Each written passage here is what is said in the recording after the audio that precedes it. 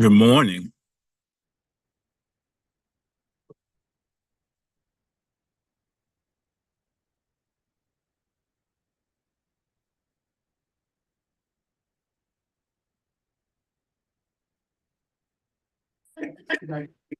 And there you are. Good morning. How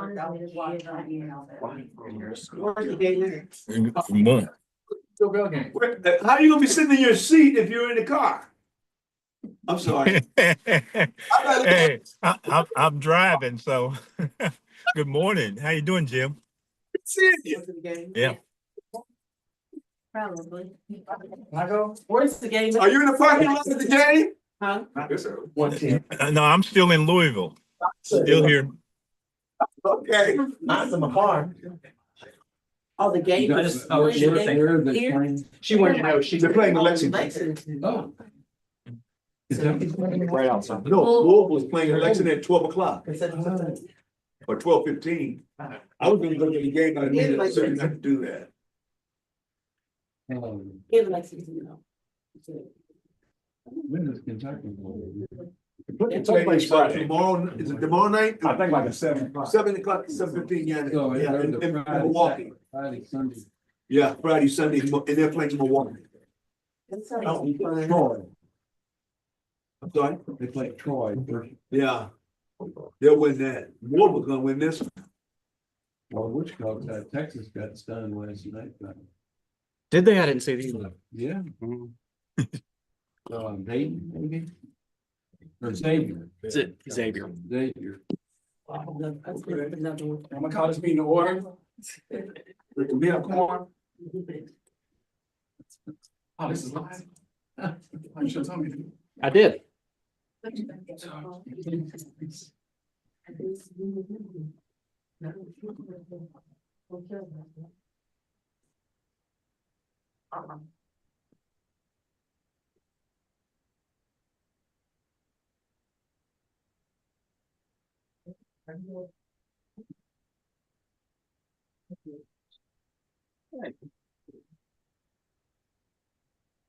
There it is. That's better.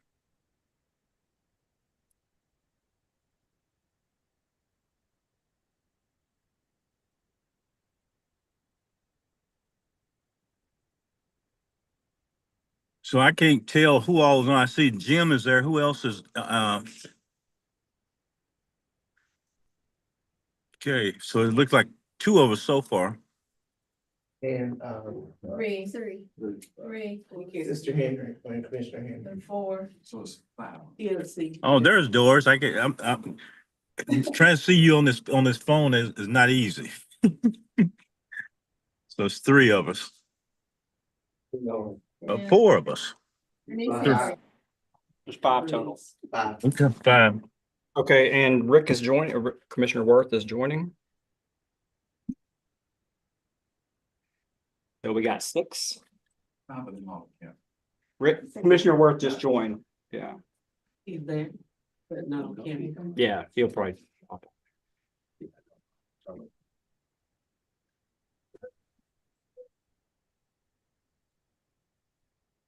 And we've got.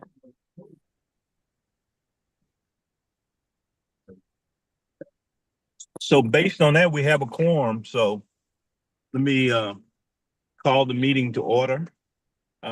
First item up is the confirmation of quorum and confirmation of public notice. Public notice was sent and we do have a quorum. Okay. Any requests for public participation? No request. Okay, so the next item up is approval of the minutes. These are the minutes from the January 16th meeting and the February 20th meeting. Can I have a motion to approve those minutes? Jim Glenn, I suggest we approve the minutes. Second. Okay, been moved and second that those minutes be approved. All those in favor signify by saying aye. Aye. Any opposed?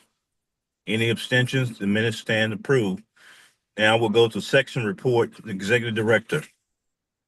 Good morning. I wanted to start out my report this morning by again thanking John C.K. Fisher for his service to the agency. John retired on March the 1st. And again, we just want to thank him. We have new employees to the agency and their supervisors will introduce them publicly. I also wanted to let you know that the Covington Human Rights Commission, our office, field office in Covington is closed right now. We cleaned that out and it's closed. They're gonna be moving into a new building at some point. I think they're building a new location, but the Covington office is, the Covington office of our agency is now closed.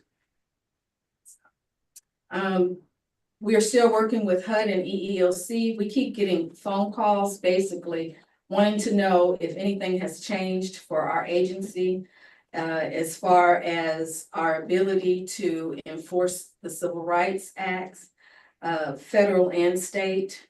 Nothing has changed federally or in the state as far as the Civil Rights Acts.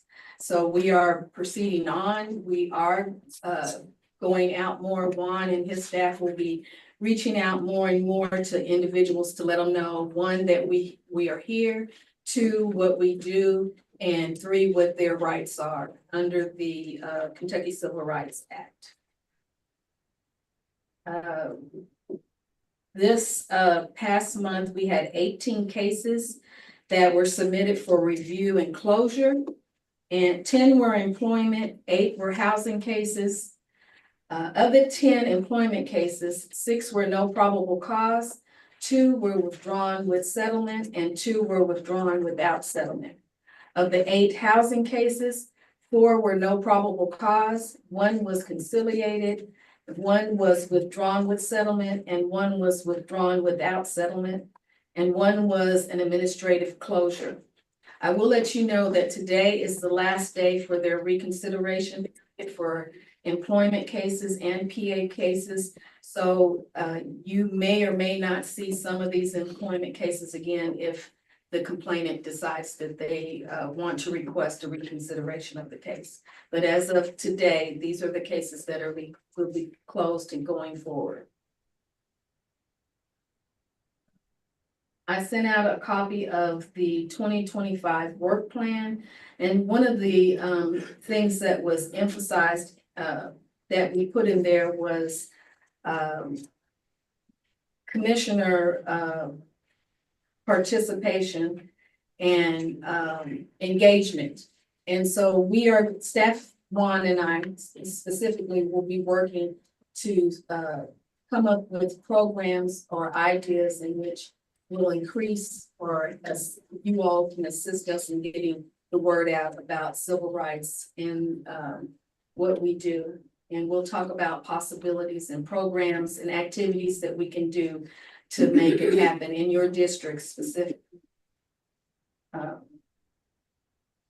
We are participating in a new working group. It's called the Multi-Sector Plan for Aging Development. We just started participating on this. It's the Justice for All work group. And there are state agencies involved and also private agencies involved. At the last minute, Chris Hartman was there. Nobody was able to stay very long at this meeting. It was a virtual meeting because there were things going on with the legislator that they had to go and make sure they listened to or testify at, or so the whole thing is, the whole idea of this is to develop a 10-year cross-sector blueprint that's to strengthen support for Kentuckians as they age. So they've asked the Kentucky Commission on Human Rights to be a part of this for our input and just participation. Chair Burse and I participated in AKA Day at the Capitol on March 13th. Thank you to Dr. Doris Saar for inviting us. It was very enlightening day. And also spreading the information about the civil rights in Kentucky. Thank you. And reach large audience. Thank you. There is a Goodwill panel discussion, at Goodwill about appraisal bias discrimination. And that panel will have Juan Pena and Cedric Irvin will be participating on that panel. So we'll kind of give you an update on that after it's completed. Do you have any questions for me or anything about my report? One question, you mentioned the Covington branch finding a new building. To my recollection, the Covington branch is in City Hall there. City Hall is getting a new building. City Hall is getting. We had a room in City Hall. The City Hall is City getting. Hall is getting a new building, but we have closed the Kentucky Commission on Human Rights office in Covington. And we, Temporarily, no, permanently, yes, okay. we cover all 120 counties of the state, but all of our staff will be housed here in Louisville, but we'll still cover all 120 counties of the state. The staff member who was there Retired. retired. That was John C.K. Fisher. He retired on March 1st. Okay, very good, thank you. Yes, sir. Just a quick question, the lease on the Covington facility. Does that money come back to us or does it go back to the state? It comes back to us. It was, we were paying $100 a month Oh, for wow. that lease. It was a real- very small. I've seen, yeah, I've seen- Okay, It I was a visited very there. small. I was office. about moving in, but that's a whole other It issue. was one person there. It was a very, very small office. Historically, at one point, we had 4 employees up there. Our education and outreach staff, a lot of our staff and supervisor was in that well, actually it was a different location, but they were in Covington at one point. But there, for years, over a decade, we've only had one person in that all. Thank you.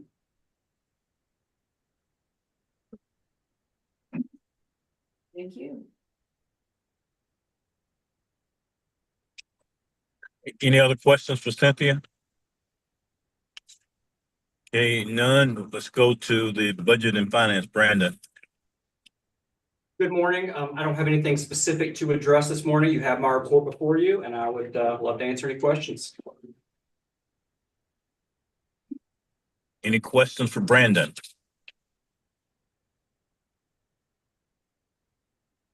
Hearing none, let's go to mediation. Sana.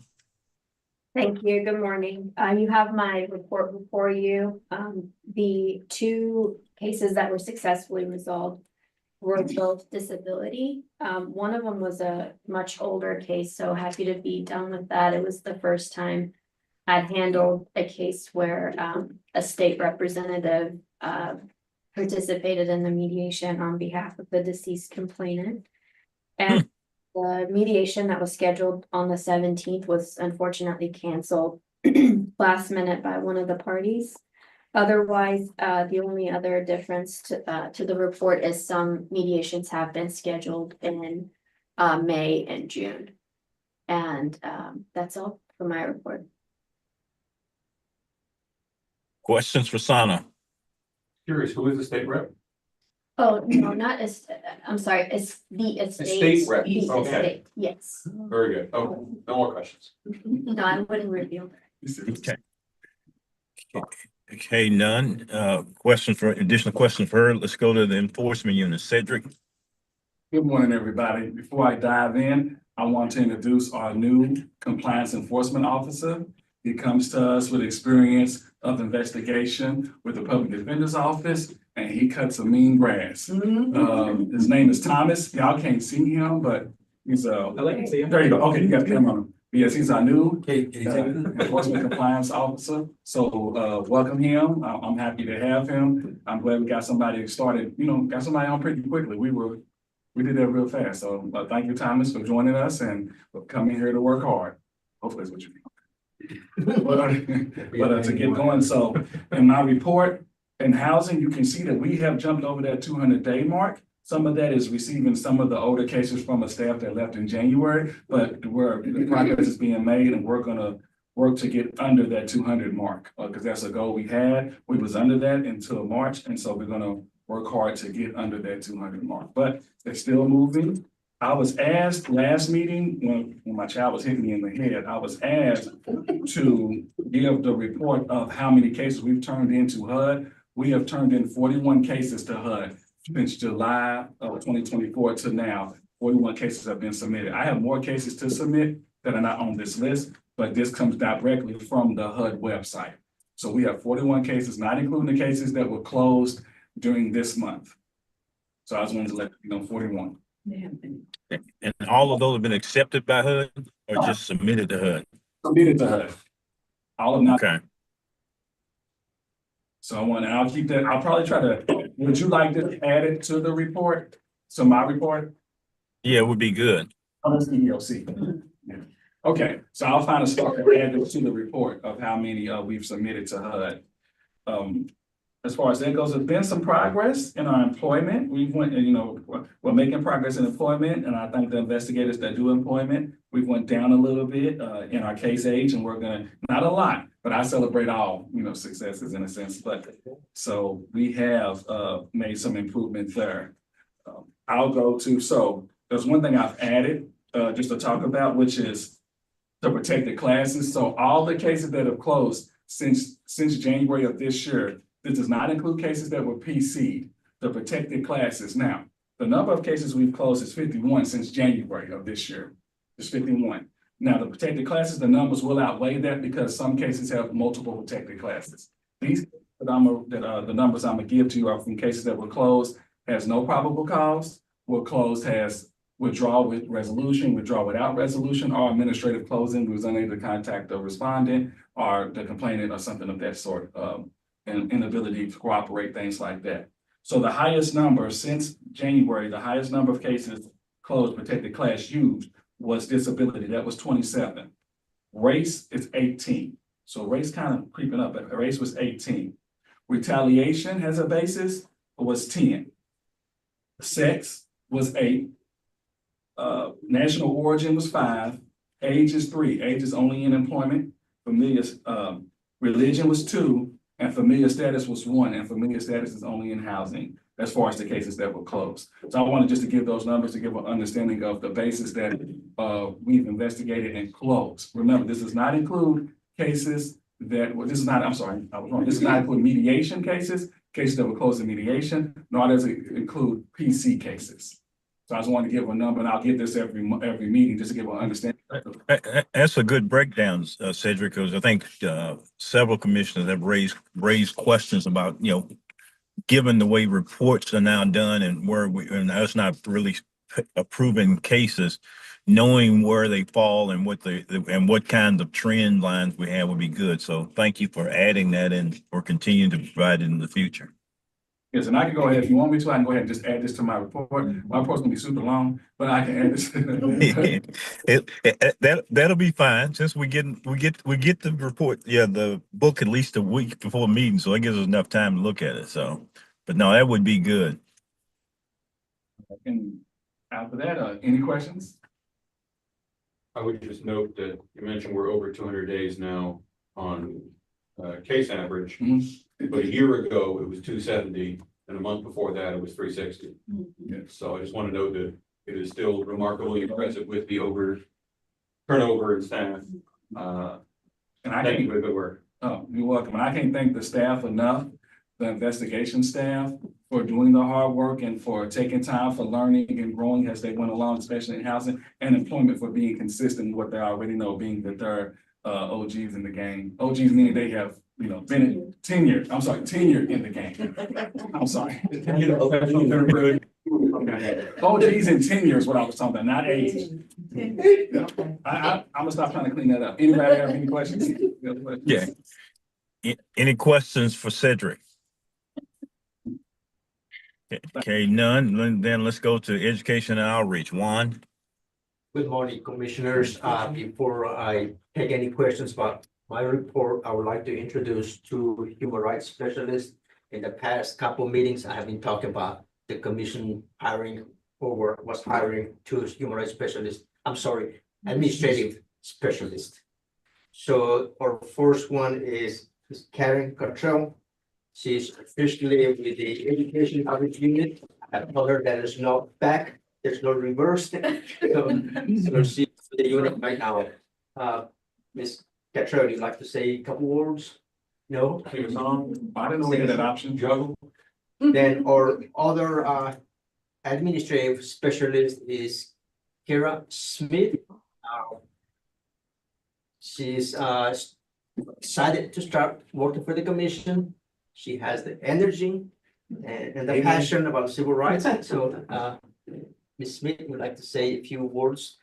Just that I'm excited to learn and to grow with the team. So we're happy to have her. We need her, just become on time. Ed has started referring cases to the Kentucky Lands Commission.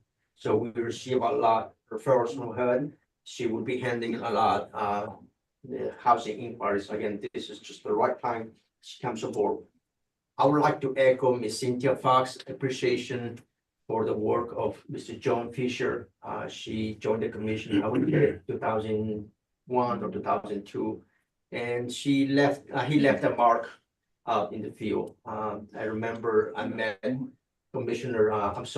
Mayor Light from Richmond. He asked about John Fisher but John Fisher was very instrumental back in around 2007 when the city had some issues with the police work. There was distrust within the community and the police department, but John just came in and bridged that gap again. So he's a great advocate. So we wish him the best, but also we hope that he still remain active in the community and share his knowledge.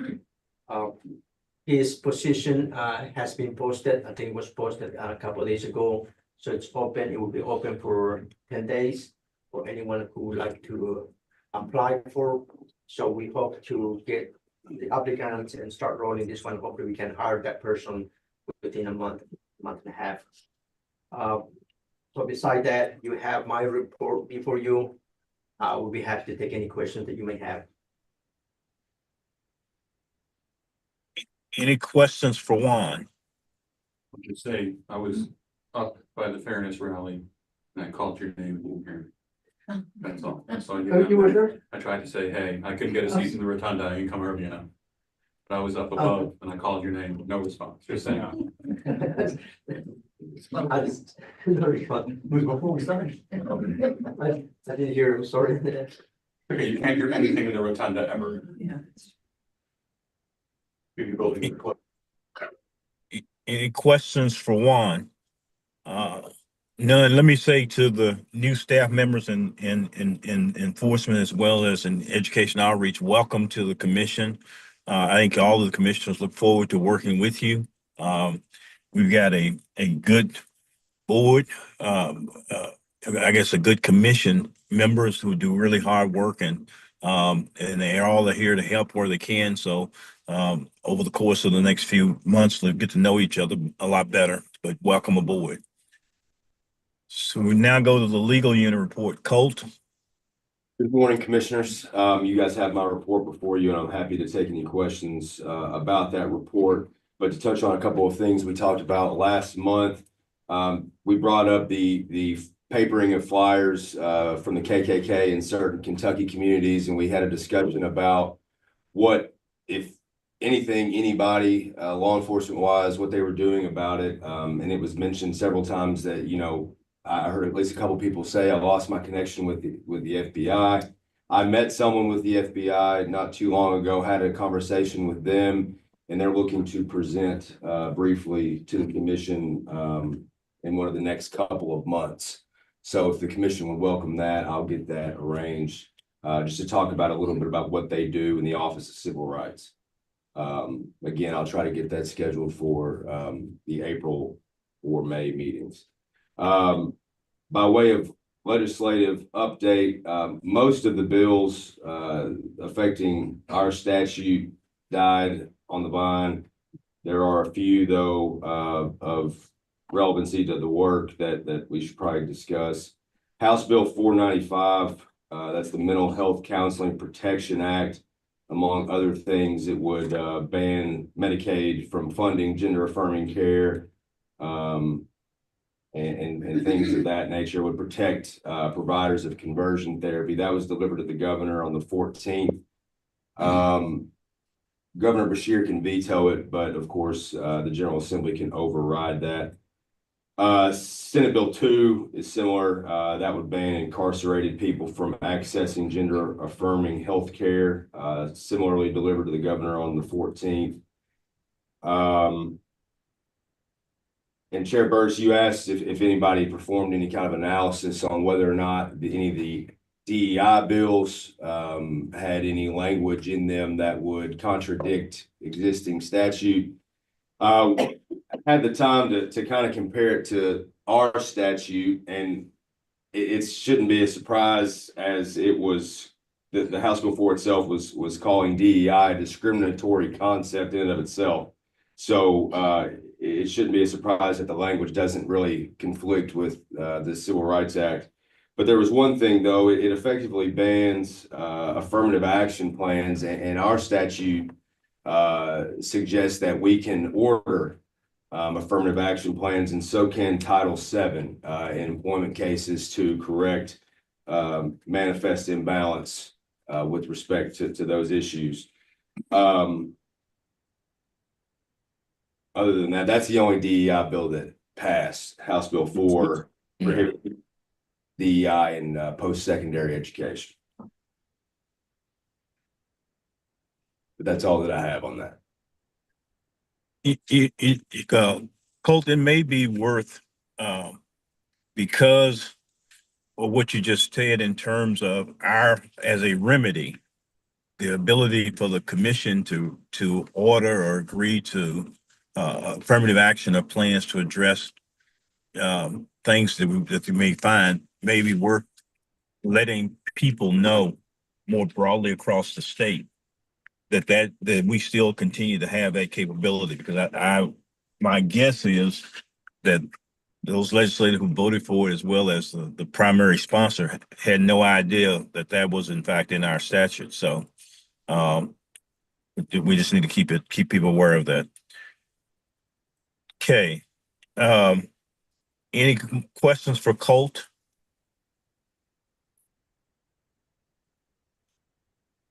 Okay, then we move to committee reports.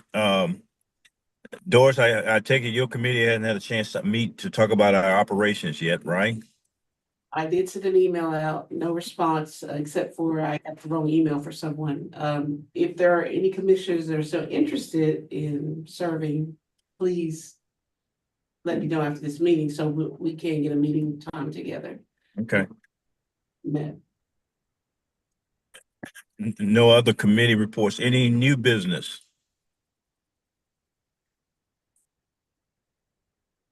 Okay, the next commission meeting is Thursday, April the 17th, and we we'll be meeting here in Louisville. So Lee, to prepare for that. And Colt, to your request about a statement about inviting the FBI agent to attend one of those meetings, either April, May will be fine. Just work it out with the executive director. I think that'll be good. We have a special presentation by them to this body. Are there any announcements? Hearing none, is there any further business to be conducted? If not, then we will adjourn this meeting by acclamation. So thank you all for those who were attending in person and online.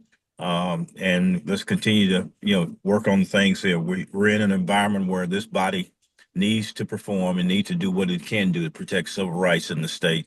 And we need to let everybody know we are going to be moving forward and ensuring that in fact happens. So thanks a lot to everybody, and we are adjourned. Middle case, Go Cards. human rights for Carter being 18. I feel that's a violation of Louisville's human rights. I agree. I would have advocated for. We're top 10 team. Go with advocate for Louis. Bad conference. Code, yes. AP top 10, whatever. Well, all we need to do is win the day. I ain't worried about the seed no more. Win